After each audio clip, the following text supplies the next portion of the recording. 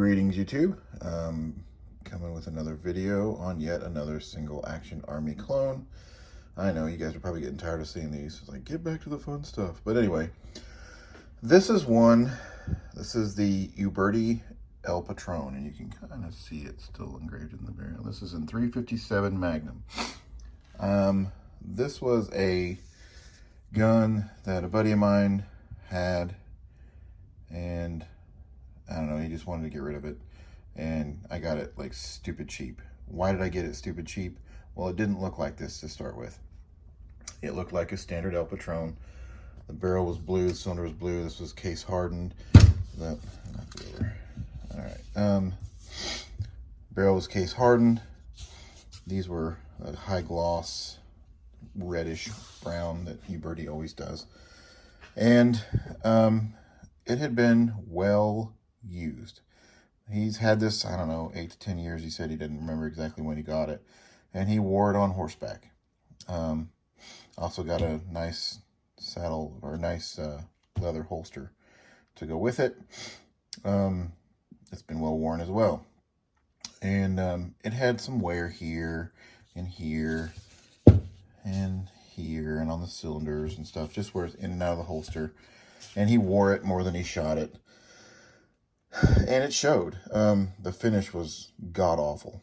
I wish I had the forethought to take some pictures of it before I took it apart. But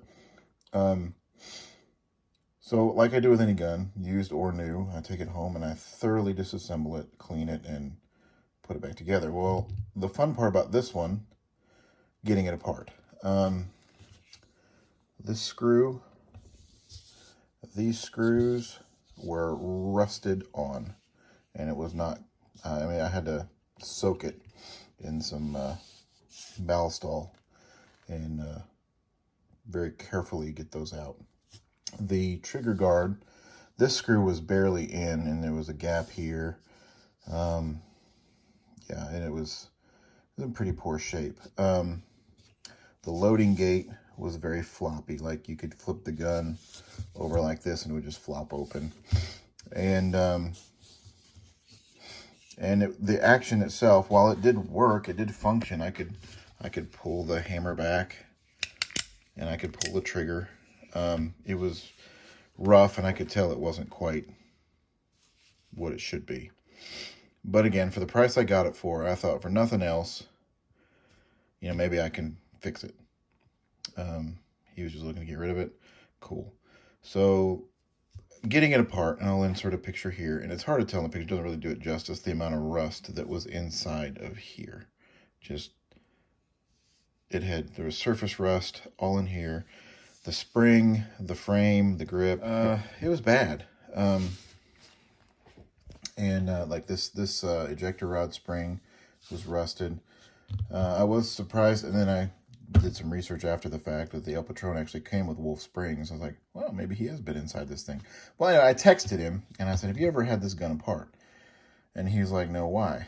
I said, well, because it's obvious. It was really bad. And he was just like, well, yeah, about 10 years of wearing it, sweating, rain, elements. And, you know, he cleaned it when he shot it. He, you know, swabbed the bore. The bore's great. And cleaned the cylinders out, but that was about it. So the rest of the gun was pretty neglected. So in trying to get the rust off, I noticed that the bluing that they used was pretty, well, it came off pretty easily. What I did is I soaked the gun in Ballistol, and my first pass was with some coarse steel wool, and then cleaned it off.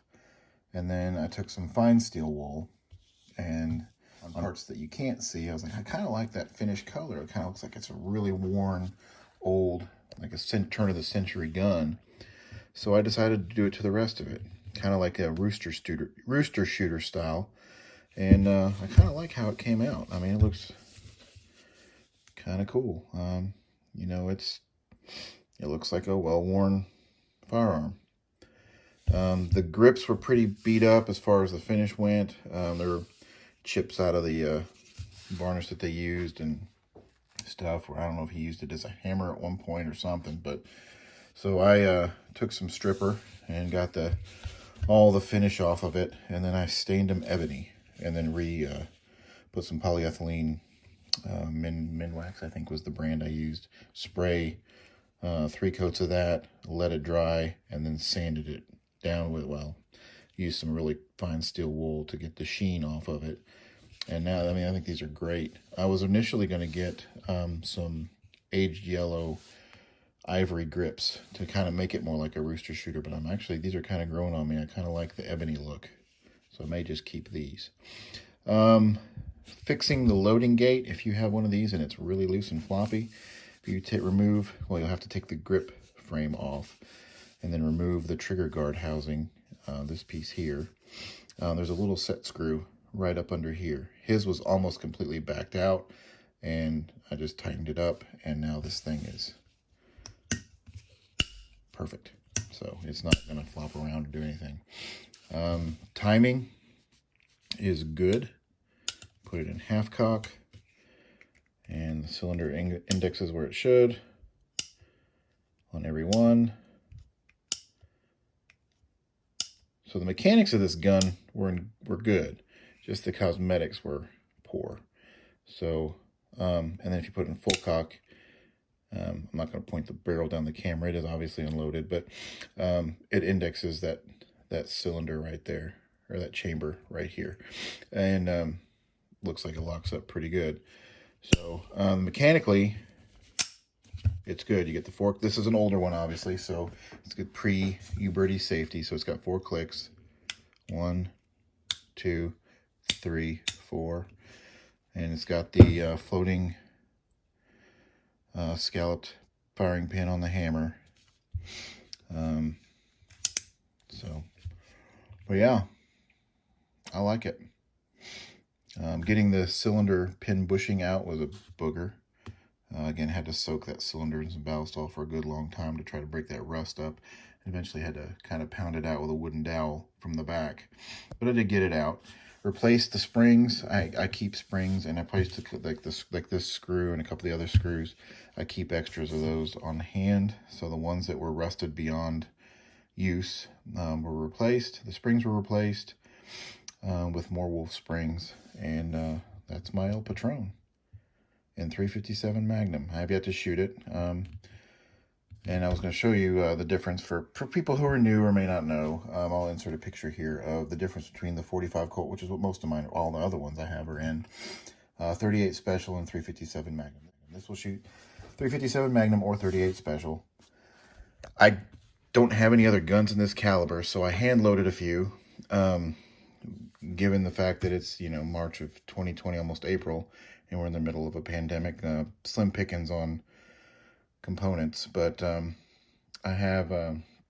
found some copper plated hollow points for my 357. I found some copper plated round nose for the 38s, and I found a place to order some lead, but they're just not here yet, and I'll reload those probably with black powder. The bullets that I did manage to load, I have some 38s with this tip with the round nose, and I have some 38s with a hollow point, and those have universal because that's what I had. And then I have some 357 Magnums with the hollow point copper plated, and that's got accurate number 7 in that. So I have yet to shoot this gun. I'm just, you know, I just finally got it back together after a couple of days of working on it. Probably about 10 hours total in getting this thing from the condition I got it in into the condition you see it. And like I said, it's physically, it's just like all my other ones that I've shown on my channel. I mean, the function's the same. It's just a different caliber. It's got a little bit of front to back cylinder wobble, very little side to side, but I mean, it's well within spec, and I've seen others that are worse that shot just fine. So, like I said, mechanically, this one seems pretty good. It was just really, really boogery. And like I said, I've thrown some pictures in so you can kind of see the progress of it. But overall, I'm pretty happy. The Uberti El Patron, what you can see left of it, and 357 Magnum. 5.5-inch barrel with a distressed finish that I did. All right. Well, thanks for watching. We'll catch you next time.